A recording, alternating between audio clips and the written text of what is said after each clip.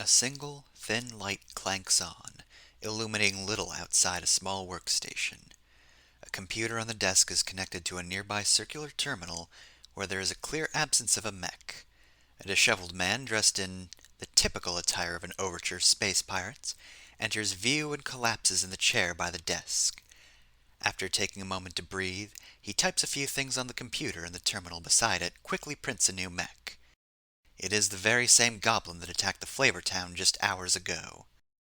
Although the mech is finished quickly, the pirate has little time to rest as an alarm is tripped for just long enough to ring out once, before cutting off immediately afterwards. Startled, the man reaches for his sidearm, but does not turn around. He hears footsteps approach and settle just out of the light's range.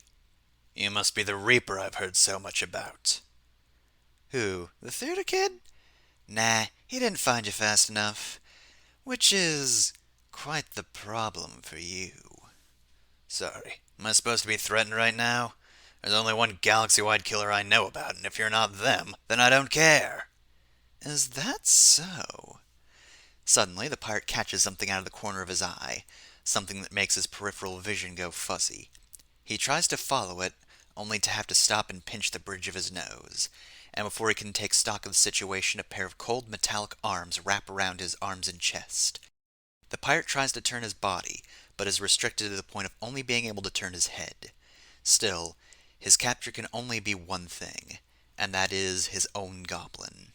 "Sorry, you said you didn't know about me? Well, that's fine.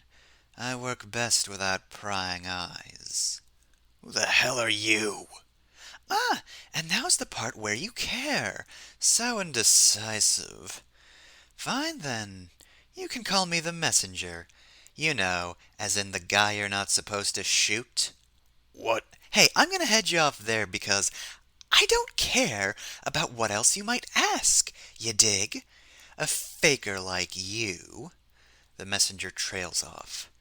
The tiny beam of light, ineffective as it is, vanishes. Deserves to be left in the dark.